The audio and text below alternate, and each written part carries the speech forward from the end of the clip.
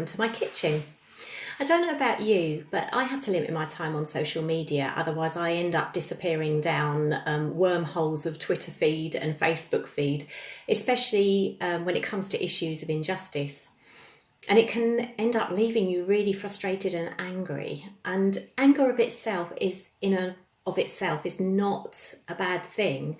God gets angry about injustice, and he cares passionately about acts of justice. It says in Isaiah 58, verse 6 onwards, "Is not this the kind of fasting I have chosen, to loose the chains of injustice and untie the cords of the yoke, to set the oppressed free and break every yoke?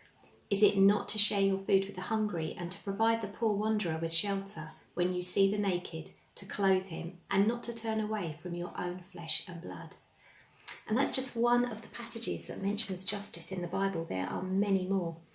So anger of itself is not a bad thing, but if we feed that anger and let it fester, then it can turn into something not very nice. It can turn into bitterness and aggression and into violence. But if we ask God to meet us in that anger and to change us, then it can be used in such a good way. It can lead us to self-evaluate and reflect on how we need to change. It can lead us into compassion, and it can lead to hope and change. And I was thinking about some practical ways that we can channel that or use our anger for positive change. Number one, visit websites of organisations that are involved in issues of justice. Have a look at the information they have on their websites, and they've got probably petitions to sign and letter writing frameworks, so you can write to someone who can really make a difference.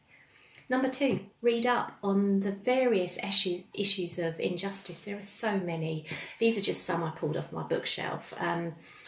Issues regarding poverty, issues regarding the marginalisation and persecution of people groups, animal welfare, climate justice, and a really, really important one that about issues of race and racism. There are many, many other books and many other areas. Number three, talk to people who know more about the subject than you do. Talk to people who have maybe first-hand experience. Number four, prayerfully self-evaluate and self-audit. Are there any attitudes that we hold that we need to change? Any preconceived ideas or prejudices? Are there things in our lifestyle and things that we buy that might be exacerbating some of these issues that we read about? Number five, pray for these issues on a wider world stage, as well as praying that we ourselves would change. And number six, you can't be all things to all people. You can't know everything. You can't be an expert on everything. Otherwise your head would literally explode, or you'll never sleep ever again. But we can all do something, and a good place to start is with ourselves.